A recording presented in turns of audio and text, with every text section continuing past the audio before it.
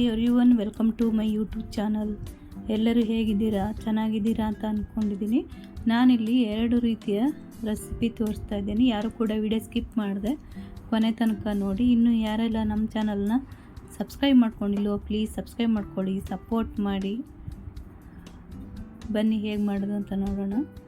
ನಾನಿಲ್ಲಿ 2 ಬದನೆಕಾಯಿ ತೊಗೊಂಡಿದ್ದೀನಿ, ರೌಂಡ್ ಶೇಪ್ ಇರೋವಂಥದ್ದು. ಈ ಥರದ್ದು ಸ್ವಲ್ಪ ದೊಡ್ಡದಿದೆ, ಒಂದು ದೊಡ್ಡದು ಒಂದು ಚಿಕ್ಕದಿದೆ. ಇದನ್ನು ಈ ಥರ ಗ್ಯಾಸ್ ಮೇಲಿಟ್ಟು ಬಿಸಿ ಮಾಡ್ಕೊಳ್ತಾ ಇದ್ದೀನಿ, ಅಂದರೆ ಸುಟ್ಕೊಳ್ತಾ ಇದ್ದೀನಿ. ಹಳ್ಳಿ ಕಡೆ ಆದರೆ ಒಲೆ ಇರುತ್ತೆ, ಅದರಲ್ಲಿ ಕೆಂಡದ ಮೇಲೆ ಹಾಕ್ತಾರೆ. ಇಲ್ಲಿ ಕೆಂಡ ಇರೋದಿಲ್ಲಲ್ಲ, ಹಾಗಾಗಿ ಈ ಥರ ಒಂದೊಂದಾದರೂ ಸುಟ್ಕೋಬೋದು.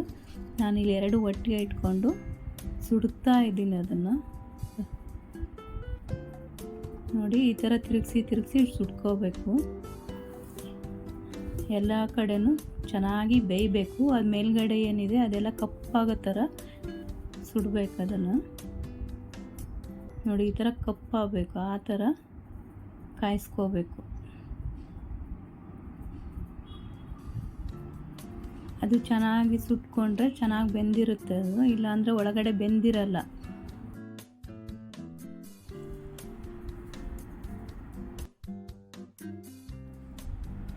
ಸ್ವಲ್ಪ ತಣ್ಣಗಾದ್ಮೇಲೆ ನೋಡಿ, ಇದು ಮೇಲ್ಗಡೆ ಸಿಪ್ಪೆ ಎಲ್ಲ ತೆಗಿಬೇಕು.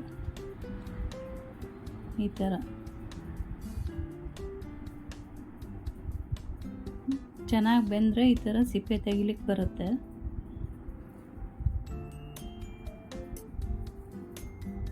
ಇದು ರೊಟ್ಟಿಗೆ ಚಪಾತಿಗೆಲ್ಲ ತಿನ್ಲಿಕ್ಕೆ ತುಂಬ ಚೆನ್ನಾಗಿರುತ್ತೆ. ಬೇಗ ಕೂಡ ಮಾಡ್ಕೋಬೋದು ಬದನೆಕಾಯಿ ಇತ್ತು ಅಂದರೆ. ನೋಡಿ, 2 ಸಿಪ್ಪೆ ತೆಗ್ದಿದ್ದೀನಿ ಮೇಲ್ಗಡೆದು. ಇವಾಗ ಒಳಗಡೆ ಹುಳ ಇರುತ್ತೆ, ಹುಳ ಇದೆಯಾ ಇಲ್ವಾ ಅಂತ ನೋಡಬೇಕು. ಇದರಲ್ಲಿ ಹುಳ ಇಲ್ಲ, 2ರಲ್ಲಿ ಕೂಡ ಹುಳ ಇಲ್ಲ. ಒಂದೊಂದರಲ್ಲಿ ಹುಳ ಇರುತ್ತೆ, ದೊಡ್ಡ ದೊಡ್ಡ ಹುಳ ಎಲ್ಲ ಇರುತ್ತೆ. ಚೆನ್ನಾಗಿ ನೋಡಿಕೊಂಡು ಈ ಥರ ಬಿಸಿ ಇದೆ ಒಂದು ಸ್ವಲ್ಪ ಒಳಭಾಗ, ಆ ಥರ ಬಿಡಿಸಿಟ್ಟಿದ್ದೀನಿ. ಹುಳ ಇರುತ್ತೆ, ನೋಡಿಕೊಂಡು ಚೆನ್ನಾಗಿ ಮಾಡಿಕೊಂಡು ಕ್ಲೀನ್ ಮಾಡಿಕೊಂಡೆ ನೋಡಬೇಕು.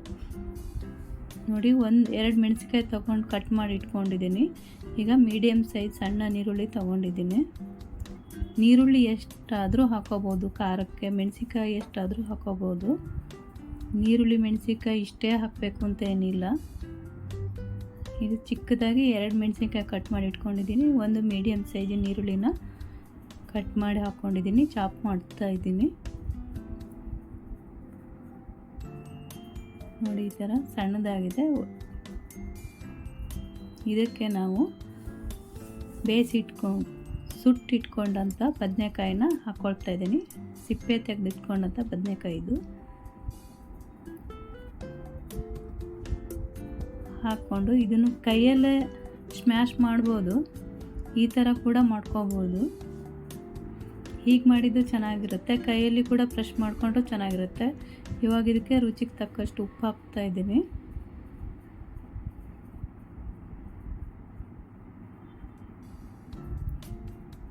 ನೋಡಿ, ಇದಾಗಿದೆ. ಇವಾಗ ಕೈಯಲ್ಲಿ ಕೂಡ ಸ್ಮ್ಯಾಶ್ ಮಾಡ್ಕೋಬೋದು. ನಾನು ಹಾಗೆ ನೀರುಳ್ಳಿನ ಅದರಲ್ಲಿ ಚಾಪ್ ಮಾಡ್ಕೊಂಡಿದ್ರಿಂದ ಅದಕ್ಕೆ ಹಾಕ್ಕೊಂಡಿದ್ದೀನಿ. ಚಿಕ್ಕದಾಗಿ ಕಟ್ ಮಾಡಿ ಇಟ್ಕೊಂಡಂಥ ಲಾಸ್ಟಿಗೆ ಕೊತ್ತಂಬರಿ ಸೊಪ್ಪನ್ನು ಹಾಕ್ಕೊಳ್ತಾ ಇದ್ದೀನಿ. ಇದು ಹಾಗೆ ನಂಚ್ಕೊಂಡು ತಿನ್ನೋರು ಸೈಡಿಗೆ ನಂಚ್ಕೊಂಡು ತಿಂತಾರೆ. ನಾವು ರೊಟ್ಟಿ ಇಲ್ಲ ಚಪಾತಿ ತಿಂತೀವಿ. ನಾವು ಇದಕ್ಕೆ ಚಪಾತಿ ಮಾಡ್ಕೊಂಡಿದ್ದು, ಚಪಾತಿಗಿಂತ ರೊಟ್ಟಿಗೆ ಇನ್ನೂ ಚೆನ್ನಾಗಾಗುತ್ತೆ. ನೋಡಿ, ಈ ಥರ ಆಗಿದೆ. ಈಗ ಉಪ್ಪು ಬೇಕಾದರೆ, ನೀರುಳ್ಳಿ ಬೇಕಾದ್ರೆ ಉಪ್ಪು ಕರೆಕ್ಟಾಗಿ ಹಾಕ್ಕೊಳ್ಳಿ, ನೀರುಳ್ಳಿ ಎಷ್ಟಾದರೂ ಹಾಕೋಬೋದು. ಈಗ ಬೇರೆ ಬೌಲಿಗೆ ಸರ್ವ್ ಮಾಡ್ತಾಯಿದ್ದೀನಿ.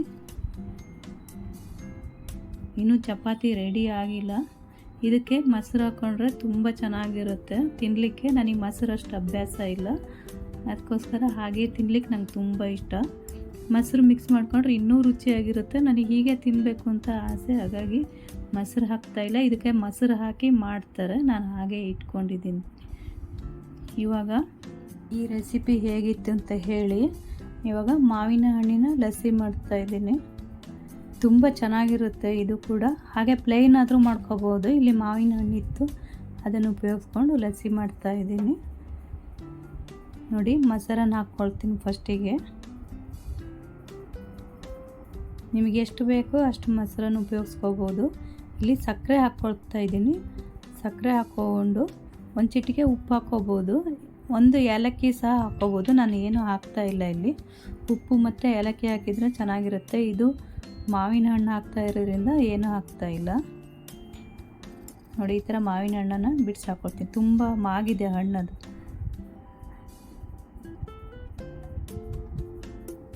ಇದು ಮಾವಿನ ಹಣ್ಣಿಲ್ಲ ಅಂದರೆ ಒಂದು ಏಲಕ್ಕಿ ಬಿಡಿಸಿ ಹಾಕ್ಕೊಳ್ಳಿ, ಚೂರು ಉಪ್ಪು ಹಾಕ್ಕೊಳ್ಳಿ. ಮಾವಿನ ಹಣ್ಣು ಹಾಕೋದ್ರಿಂದ ನಾನು ಹಾಕ್ತಾಯಿಲ್ಲ, ಬೇಕು ಅಂದರೆ ನೀವು ಯೂಸ್ ಮಾಡ್ಬೋದು. ಇಲ್ಲಿ ಐಸ್ ಟ್ಯೂಬ್ ಹಾಕ್ಕೊಳ್ತಾ ಇದ್ದೀನಿ.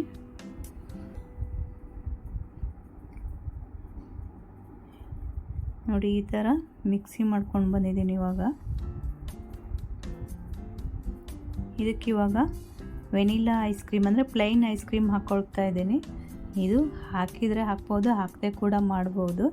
ನನಗಿಷ್ಟ ಐಸ್ ಕ್ರೀಮು, ಅದಕ್ಕೋಸ್ಕರ ಐಸ್ ಕ್ರೀಮ್ ಹಾಕ್ಕೊಳ್ತಾ ಇದ್ದೀನಿ. ಹಾಕ್ತಾಯಿದ್ರೂ ಚೆನ್ನಾಗಿರುತ್ತೆ, ಹಾಕಿದರೂ ಏನು ಅಂತ ಇದಿರಲ್ಲ. ಐಸ್ ಕ್ರೀಮ್ ಹಾಕಿದರೆ ಒಂಥರ ಡಿಫ್ರೆಂಟ್ ಟೇಸ್ಟ್ ಇರುತ್ತೆ, ಅದಕ್ಕೋಸ್ಕರ ಹಾಕ್ಕೊಂಡಿದ್ದೀನಿ. ಇವಾಗ ಗ್ಲಾಸಿಗೆ ಸರ್ವ್ ಮಾಡ್ತಾ ಇದ್ದೀನಿ. ನೋಡಿ, ಒಂದು ಗ್ಲಾಸಿಗೆ ಹಾಕ್ಕೊಂಡಿದ್ದೀನಿ. ಈಗ ಇದಕ್ಕೆ ಮೇಲೆ ಹಾಗೆ ಡೆಕೋರೇಷನ್ ಅಂತೇಳಿ ಸ್ವಲ್ಪ ಐಸ್ ಕ್ರೀಮು.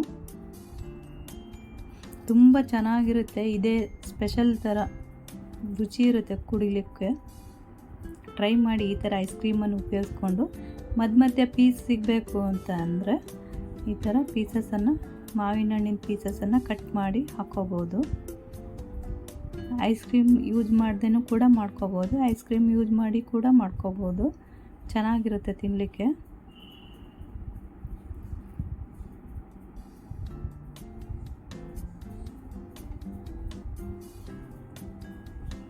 ಈ ವಿಡಿಯೋ ಇಲ್ಲಿಗೆ ಎಂಡ್ ಮಾಡ್ತಾ ಇದ್ದೀನಿ. ಈ ವಿಡಿಯೋ ಇಷ್ಟ ಆದಲ್ಲಿ ಲೈಕ್ ಮಾಡಿ, ಕಮೆಂಟ್ ಮಾಡಿ, ಸಬ್ಸ್ಕ್ರೈಬ್ ಮಾಡ್ಕೊಂಡು ನೋಡಿ, ಸಪೋರ್ಟ್ ಮಾಡಿ. Thank you for watching.